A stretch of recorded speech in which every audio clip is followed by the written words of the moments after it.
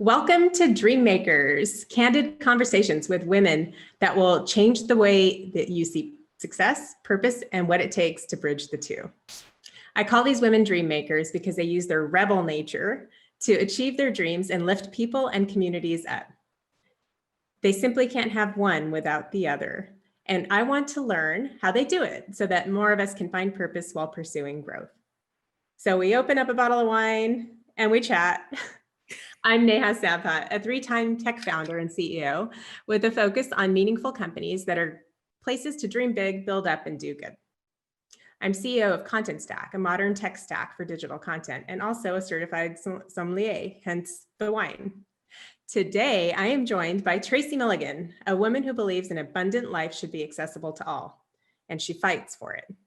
She is founder and CEO of Term Payments, a pioneer in online layaway, and a founder and executive director of the Milligan Foundation, a relocation resource for victims of domestic violence and human trafficking. Hey, Tracey. Hey, how are you? Good. Thanks for joining us. That was a wonderful intro. Thank you. Can I take you on the road? Your journey is one of the most non-traditional that I have ever seen. You've been a model and then an Army Reserve combat medic, an investor in real estate and music, a commercial plumber, and a founder and CEO a few times over. What would you say is your through line? My through line has always been to help people in any way, in any regard. Everything that I've done, it touches on helping someone achieve an end goal. So from the real estate end, that was helping investors or developers find properties, develop properties. Even as a model, being a model, that's helping a designer showcase his wares, showcase his designs to the best of my ability. And that's it. That's been the consistent part and where I'm most comfortable. As long as I know I'm helping someone, I'm good. And I can attest to that just knowing you for the last few years. And every time I've run into a challenge, I see you stepping in and wanting to help. And I've seen it time and time again. And it's just like a part of your nature. So that's very true to who you are. Okay, well, let's pour a glass of wine. So I shipped Tracey a bottle of wine and I have the same one here. It is a Brunotto Barolo and it's a 2015. So we're both going to pour ourselves some and just share a little bit about what it is. And I will be including the label and a link in the credit of the podcast. We've got the virtual background, and so it's blocking the bottle a little bit, but it's a little tough to see, but it's actually a really beautiful garnet color. Kind of like if you're used to American wines, you would think of like a Pinot Noir being this color. Yeah. But it doesn't taste anything like a Pinot Noir. It's got some really great acidity and like red fruit and it's almost like something that, because it's an Italian wine, kind of makes you think of like stewed fruit or like that acidity really shines through. So I'm going to take a sip. This is really nice. It's such a beautiful wine. I love Barolo. It comes from Piemonte in Italy, or Piedmont, as some of us would call it. And it's all from Nebbiolo grapes, which just makes it like really special. A little bit of like dark fruit and red fruit, and like that acidity that comes through that makes you really crave like an acidic food, like maybe an Italian food or a pizza. Pizza and Barolo is like my favorite go-to. So we'll keep tasting and talking about the wine along the way. But let's jump in, and I want to hear from you, Tracey. What makes you a dream maker? And to me, a dream maker is someone that balances profit and purpose, and really like lifts up the people around them and the communities around them along the way. What makes you a dream maker?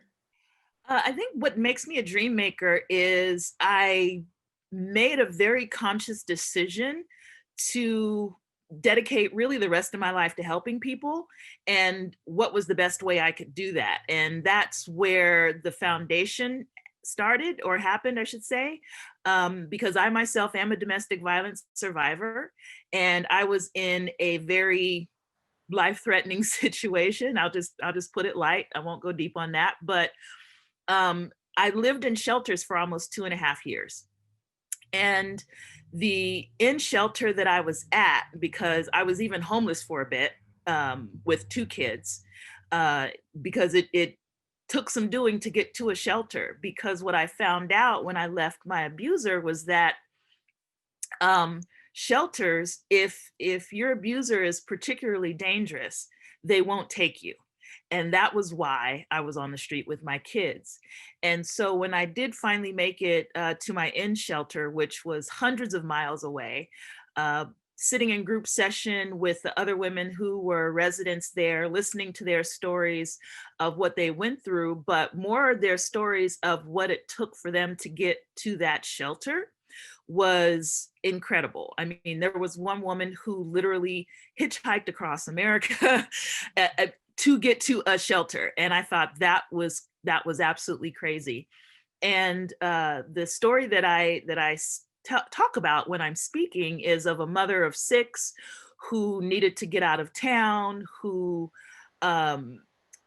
was seriously assaulted by her husband. And the doctor who was treating her, because she was put in the hospital because the assault was that serious, called in a counselor for her because he recognized that it was domestic violence. And the counselor asked her, do you want to leave? Can we get you out of this situation? And she was like, no, I don't have any resources. And that counselor was like, let me make some calls. And that counselor knew the director of the shelter that I was at. And the shelter that I was at was funded by Hollywood money. So they had some good donors with deep pockets.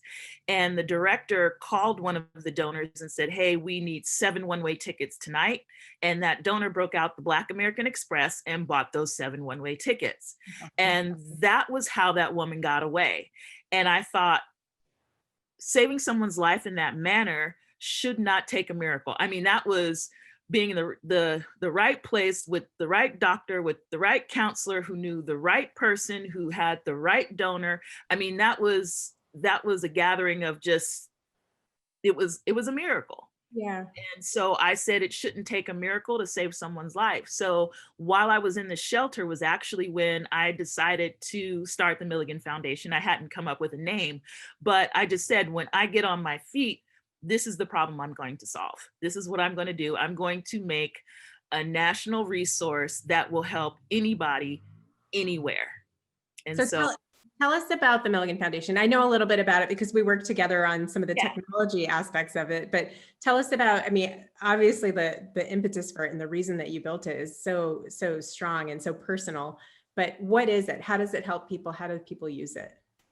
So when I first started the organization, it's actually funny because the organization now has been working internationally for the past 3 years.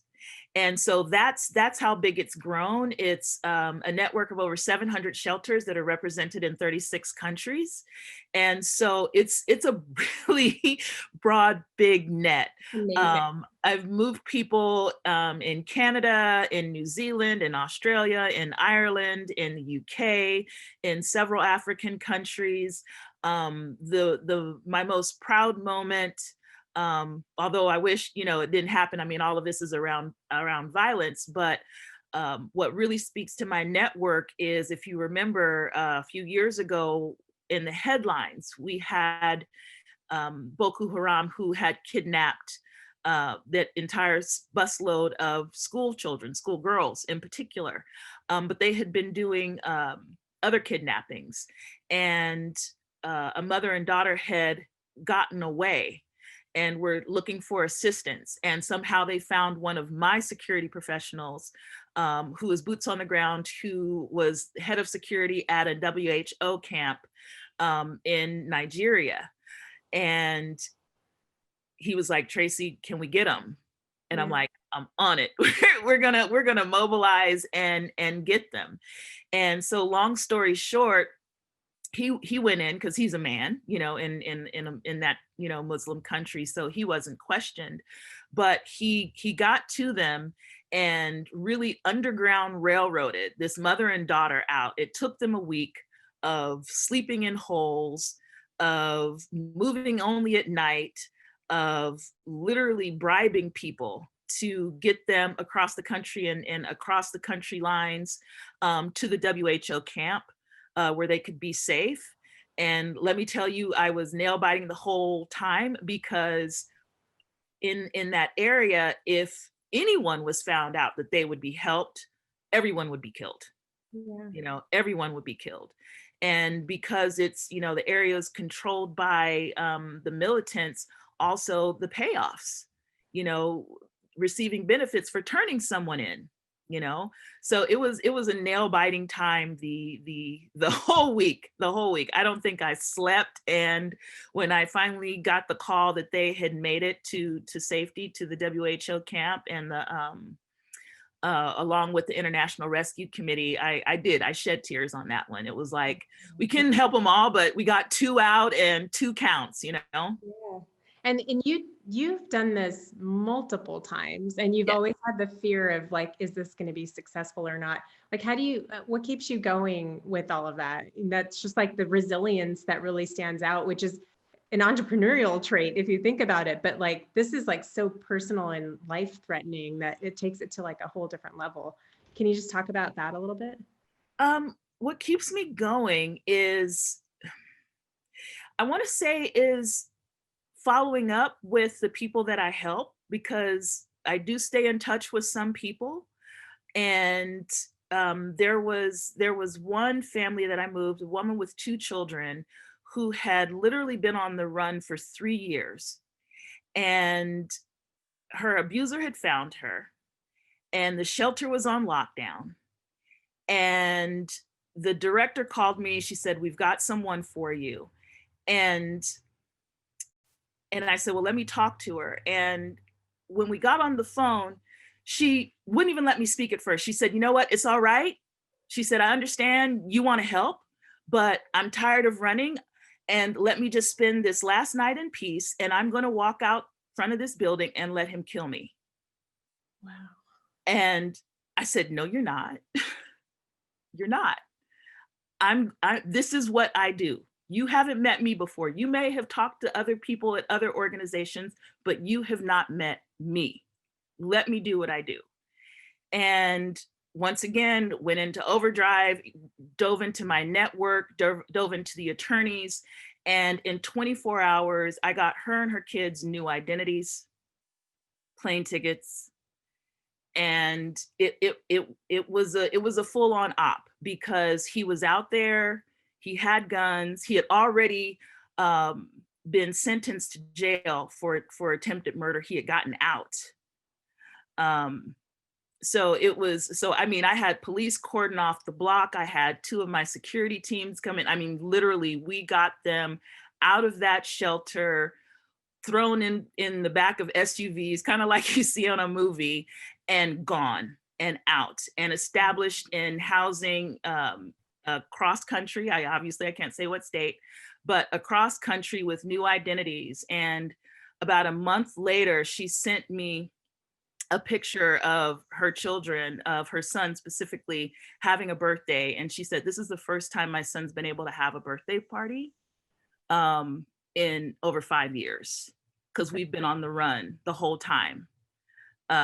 So it's moments like that. No, it's totally amazing. Makes so much sense. And like just that feeling that you were able to not just save someone, but give them some sense of normalcy so that they can live Yeah. their lives. That's Yeah. awesome. And then another story really quickly was a young woman who I helped, who was being sexually assaulted by her father. And she just needed gas money. She had taken the family car and had found a place to go, and all she needed was gas money. But she had never been on her own before. She was a teenager. She had just turned 18, because she specifically waited so that he couldn't legally claim anything to try and track her down. And so I sent her the gas money, but she was so afraid. She was driving multiple states. She drove 4 states to the place where she was relocating, and she just drove straight through. And we stayed on the phone the entire time for 18 hours. We just stayed on the phone. Her phone was plugged in. My phone was plugged in, because she was just afraid to be alone. So she was one of my first cases, I want to say, the first year and a half that I was operating. So we are still in touch to this day. She's gone on to college. She's gotten a degree. She's bought her first condo, you know, all of that, you know, that's the reward. Not only are you a dream maker, but you're allowing other people to follow their dreams and make their own dreams, which is incredible. And like, I've always known you to be a hustler in all of this, like being able to line up police and line up all the resources and everything that you do. And even at the very last minute, when you're at the edge of not being able to follow through, you find a way. And I've seen it time and time again. Do you have any stories around that, like where the hustle comes from and how you pull that off? Like, what is it about that? You know, I have thought long and hard on that. So one of the things I believe in, which is my personal mantra, is all things happen for a reason. All things happen for a reason, and all things happen in their time. And honestly, I put it out to the universe what I need. It's like, God, this is what I need, or, you know, just this is what I need. And so I just have this faith that if what you want truly comes from your heart, truly comes from your soul, the universe will give it to you. Yeah. And so this is, like I said, this is my passion, you know it. And so when I put out to the universe that I want help and that I want to help someone, the pieces fall into place. Somehow, some way, it falls into place. It manifests, like it follows you. And I think that's incredible. And it's a testament to you as an individual and as an influencer and a rallier, but just again, like following your heart, just such an incredible thing. So let's transition from that to term payments. Tell us what term payments is about and like what inspired you to go down that path. Sure. So actually the tap root, because everything has roots, you know, the root of where something came from, but the true tap root to term payments is still actually the foundation. So, you know, it's difficult to fundraise for any nonprofit. And over the last few years, my organization has been getting more and more calls.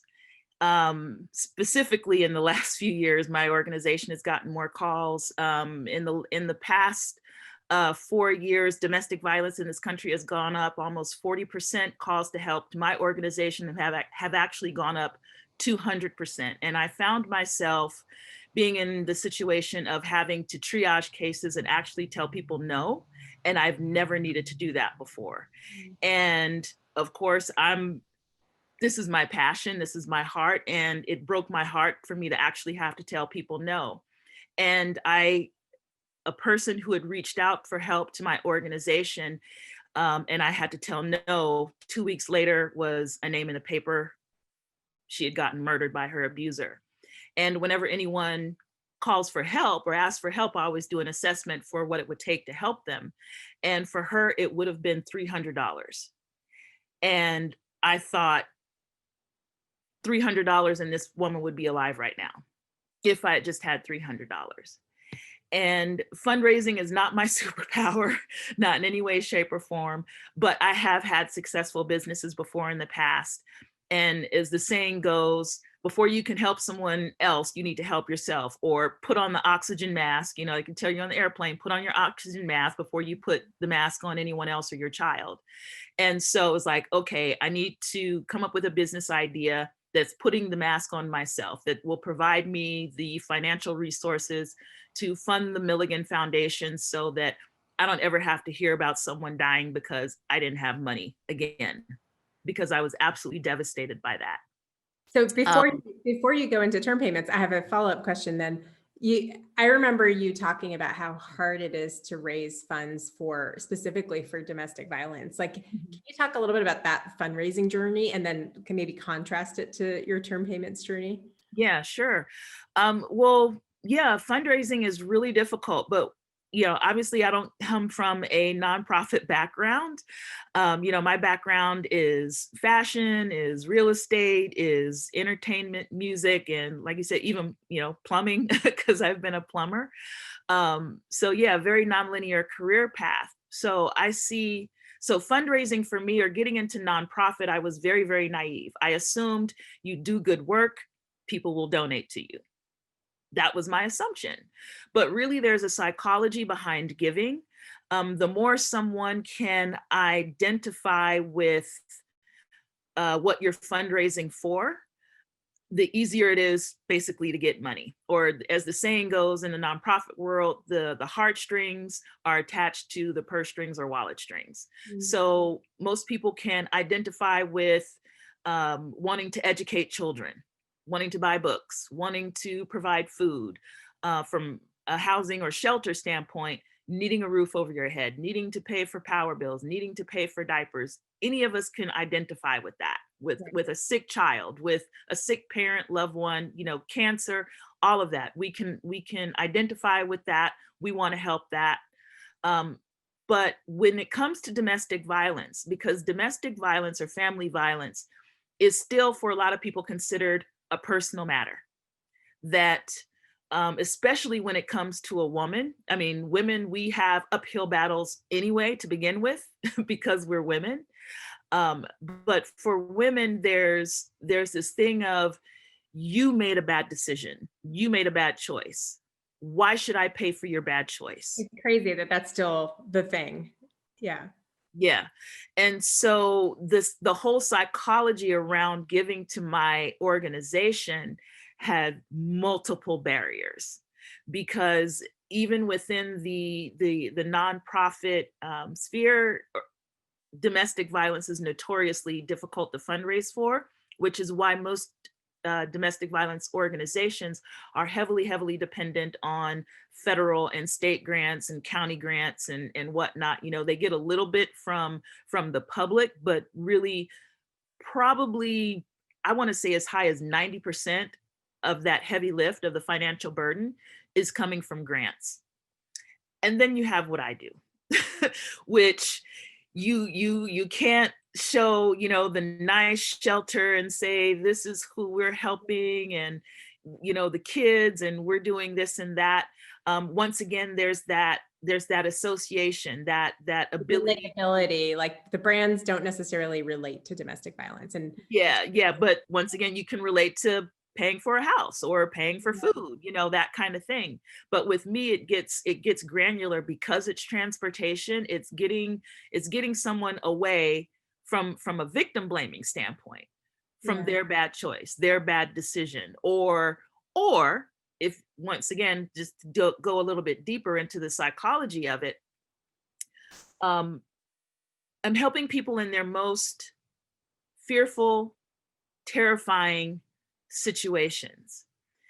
And the act of donating actually creates a connection to that memory. So if you're talking to me and you hear me tell a story like a couple that I've told here, and that you donated to my organization, say I put a call out to you for, that woman and daughter who was escaping Islamic terrorists, basically.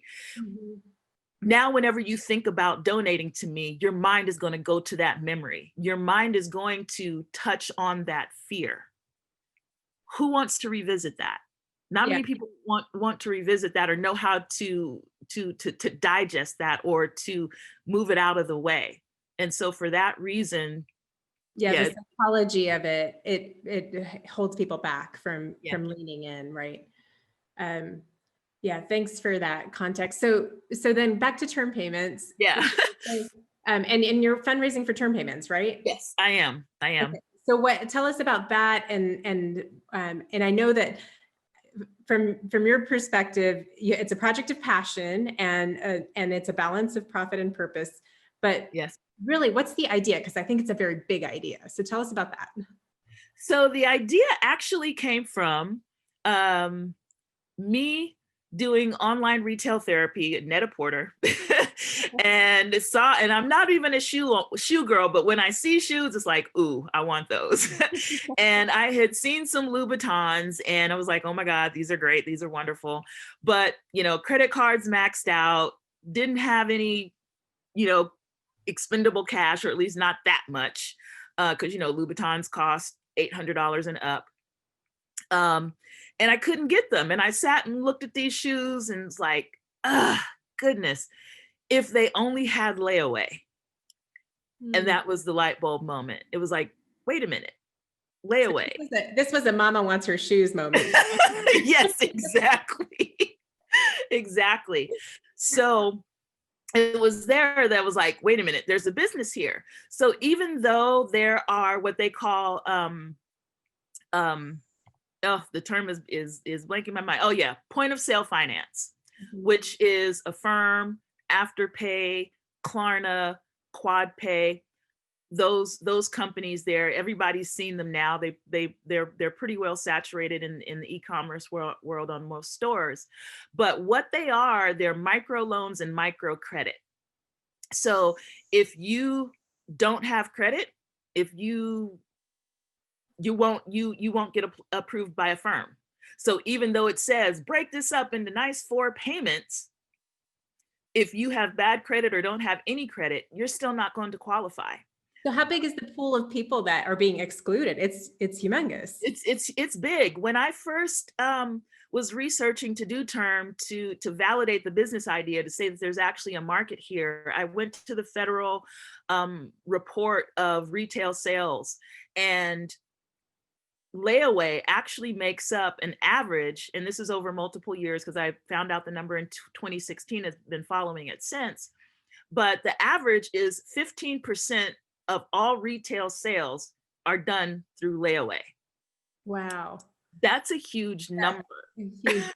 That's a huge number. And that equates to over $116 billion annual spend. And that's insane because e-commerce isn't even catering or thinking about that audience and that market. Yes. So you're trying to bring access to luxury items or just bigger items, bigger cost items to a market that doesn't have a way to purchase them today. Yeah, that's it. That's it exactly. So when, even like I said, when I saw that number, I was shocked. I was like, whoa, okay, that's that's pretty significant. And that's just the existing market. So when you think about who the typical layaway person is and where they are and where they're shopping, you're talking about legacy stores like JCPenney, Kmart, Walmart. That's a very, very, very small, select, limited group, right, and limited product. And so when you think about the possibility of expanding the product selection, expanding that base, it becomes much, much bigger. And I mean, obviously, I'm dipping my toes into the same market of the other companies that I mentioned, like I said, Affirm, Afterpay, QuadPay. So you look at how big they are, because each one of those companies has raised over 300 million, each of them. Each of them are valued over $1 billion. Klarna, the last time I looked, because I do keep track a little bit, Klarna completed a raise, I want to say last month. They are now worth $56 billion. That's amazing. Huge market. Yeah, massive, massive market. And basically those are the kind of people we're going after, the same customer, but they're still leaving people out because of the credit requirement, because of the bank account requirement, because of the debit card requirement. But with term payments, not only am I letting people shop without credit, but the secret sauce to term payments is, in my effort to still serve the core of who is using layaway, which is cash people, because they're paying with cash. These are folks that are, going to check cashing places and using cash for all their purchases. I actually came up with a solution that allows people to shop online with cash. And so when I've been pitching, investors are like, okay, layaway is cool, we understand the market, but you just said shop online with cash. That right there, and talking to one of the team members who are part of the development, thanks to you, with the Milligan Foundation, I was telling her about term payments, about the cash aspect. And she said, something like that over here in India would be huge, because the majority of the population here still transacts in cash. So now you're opening up the online marketplace to all these people who traditionally transact in cash. So that's countries in Africa, and even from a just a cultural standpoint, Germany. I have a friend who moved to Berlin, and over in Germany, they consider having credit there poor. So people prefer to use cash. They don't. There's like a stigma associated. What I love the most about term payments is the access. And I think it ties back to like the thing that you care about, which is giving everyone and Access. equal Yeah. opportunity, equal access. And this brings that to the individuals that want to be able to do something bigger in cash, and that's what they have, and you're enabling it. And I think it's pretty damn incredible. I want to say, watch out, Bitcoin. Here comes Milligan coin. Look, there is a coin coming. There is a coin coming. That'll be our next talk, because I do have, what I call my big baby. Look, I'm gonna plug it real quick. Orinda Equal Equity, the big baby, that one is eradication of poverty. Simple, huge problem, simple statement. Eradication of poverty. We're coming out with our own cryptocurrency that will be issued as a universal basic income with a decentralized marketplace that's global. So it's coming. Tracey has her hands in a lot of things, and all things that are meaningful and interesting. Okay, I'm going to ask you something totally off topic. Yeah. One of the first things I learned about you when I first met you is that you're really into race cars. Like, what's that about? Where did that come from? I don't know. Honestly, I don't. I was born with it. My mother said I was born with motor oil in my blood. You know, babies, when they're first born, they're a little fussy. Some of them need music. Some of them need, squishy toys, squeaky, whatever. For me, it was cars. She had a friend who was a mechanic who lived around the corner. And whenever I got fussy or she needed to go do something, she would roll me in my stroller and leave me sitting in the garage. And as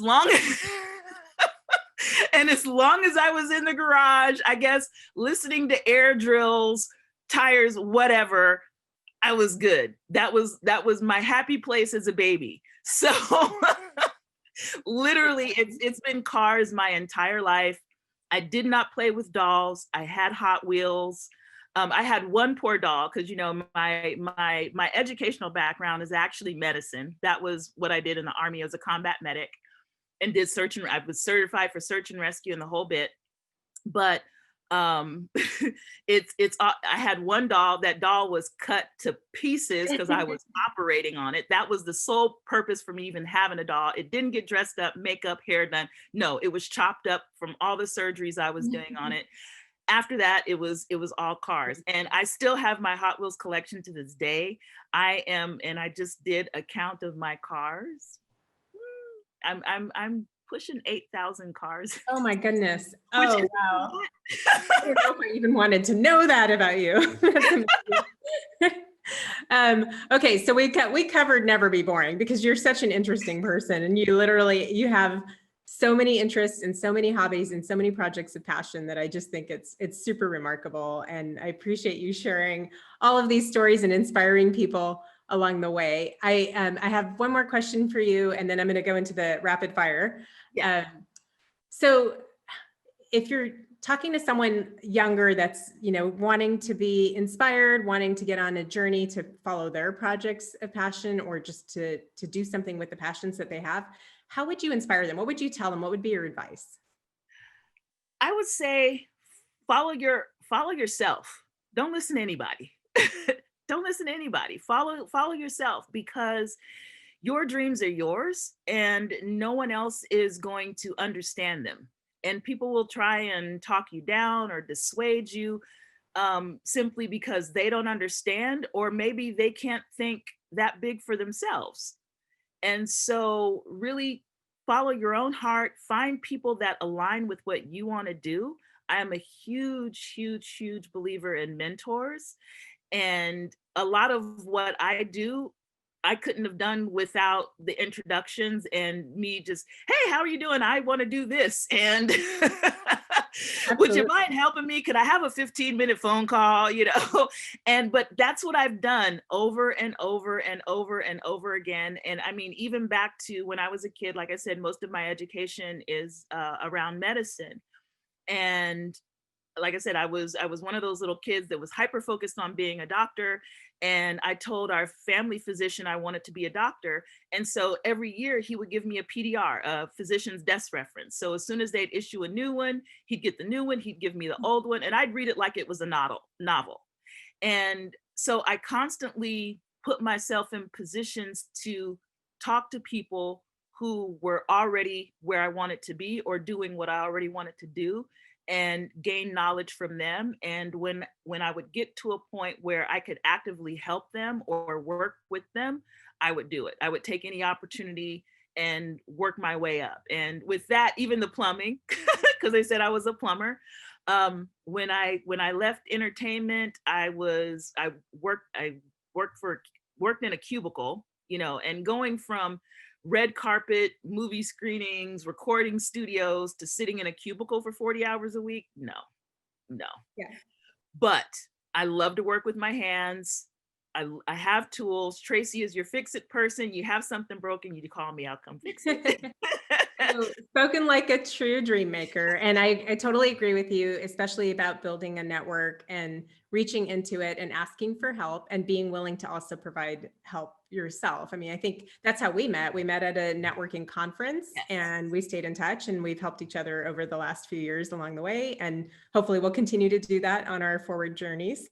So one thing I've always loved with you, Tracey, is similar to me. There's this sort of just do it attitude. Like if you don't have the right person or the right access or the right experience, you kind of figure it out and do it. Can you talk about an experience where you kind of just did that? Just do it. So with actually everything with the foundation. So the foundation is extremely tech heavy. Very tech heavy, because I knew that I wanted to scale to an international organization. And Salesforce has been with me since day one. But Salesforce administrators make $90,000 a year. And I didn't have that when I first started the foundation. So I literally read every white paper, watched every tutorial video, like YouTube pause, do this, pause, do this, pause, just all the way through it to the point where I should probably take the Salesforce administrator certification just to make it official. And then with term payments, it's been app development. And because part of term, if you're an account holder with term, you have to have the app. There's a whole payment solution in initiating the layaway, in selecting how many months that you want to have your layaway for. And I was pitching this to VCs because it is a venture capital backable company, because there is a delineation there between, is your business, does it qualify for venture capital, or is it just something you should just do your damn self at home? But one of the things that I kept hearing over and over again from VCs is, oh, you need a technical co-founder. You need a technical co-founder. And so I was like, okay, well, let me find a technical co-founder. And I couldn't find anyone, because it all comes from a place of passion. So it's like, if you don't have that same drive, it's really hard to give up a part of your company who you eventually want to scale and sell or IPO specifically to fund a domestic violence organization. It's like, sorry, if you come on as a founder, yes, you could be potentially worth, billions one day or hundreds of millions, but I would ask you to forego a chunk of that to, go to a domestic violence nonprofit. It would seem like it's not a hard ask, but when you're asking someone to come on who may not have that passion, or it may not touch their spirit or soul or heart, it's a hard thing to ask. Sure. It's a hard thing to ask. And co-founders are all about having shared values, and it's important to pick the right one, for sure. Yeah, and so after 7 months of looking for a technical co-founder, I said, you know what? The only reason they're saying I need a technical co-founder is because I'm not technical myself. So let me get technical. So I applied at General Assembly and did their online work, and not Upwork, and Udemy, their PHP, Python, C#. It's just, it's like, you know what? Because I was burning more time looking for a technical co-founder instead of building my product. And the whole point is build your product, get it out there, get it to the MVP, the minimal viable product, get some money in, and then hire the expert. Yeah. And in that way, I'm still maintaining, a good percentage of my company, and I haven't given up anything just because I couldn't code. That's incredible. Just do it. Let's do it. I'm going to move into rapid fire. So I'm going to ask you some fast Okay. questions and just try to answer on your toes. Let's start with this one. What is your wake up song? Wake up song. Oh gosh, that one's um so because I actually have a playlist called Motivation Yeah. that I listen to before I go into a meeting or a pitch or anything like that. And it actually starts out with a Jennifer Hudson song called I Got This. Oh, good. That's a good one. I love it. I'm going to make a playlist of all the wake up songs from the Dream Makers. So that's going on it for sure. Awesome. If 19-year-old you asked you today what you should read or listen to, what would you say? Read Think and Grow Rich. Mhm. And that's what I tell people now. Read Think and Grow Rich. That is the mindset hack book. So we touched a little bit about manifesting and all things happen for a reason. Think and Grow Rich, it's a cheesy title because the book was written at the time of the Great Depression. So the English is from then. So again, it's not modern speak. So it is a little cheesy, but it is absolutely the mind hack to success. And I follow it. Like I even have alarms set up on my phone that I have my personal mantras that I do every day at 9 a.m. and 4 p.m. I have a mental check-in at 12:30. It's like, where am I at right now today? Check myself. I love, So I love that. I love the very tactical advice that you just gave. I mean, so I have a thing with Tuesdays at noon, and I lived in San Francisco for 20 years. And every Tuesday at noon, the foghorn would go off as like an emergency trial. And yes. every time that happens, I used to say, okay, this is my moment to let go of all things bad and retain all things good and just move forward with the good. And so I continue to force myself to be an improvement of my last self from a week before. And so I love that that's like a reminder that's just set in your brain and is a part of your function. Okay, next question. Can you recommend a wine given that we're on the Dream Makers podcast and yes. drinking together? So I'm in California, so I'm close to wine country, and I do go out and do my wine tasting. And 2 years ago, I came across this small family winery called Prager Port Works, and it's a port, so it's wine aged in a brandy barrel. Is it brandy? I believe it's brandy. It's fortified with brandy typically. It's a wine that's And fortified. that too. And it was the most delicious thing ever because it's a little bit of sweet, it still has that little bit of acid. I think I've literally tried everything that they have there. They're offering, I signed up for their club immediately. I did not leave there without signing up for the club because it is worth every penny. Every time I open a bottle, I tell myself, pace yourself, don't drink the entire bottle in one sitting. Hasn't happened yet. Thank you. So the tawny port, that's that one specifically. I will be sending Tracey a bottle of tawny port to thank her. And so Tracey, thank you for joining me on the Dream Makers podcast. It was such a lovely pleasure to catch up with you and to see you and to learn more about your journey. Thanks again for sharing. Oh, no. Thank you. I appreciate you having me here. It was fun. Awesome. Cheers. Cheers.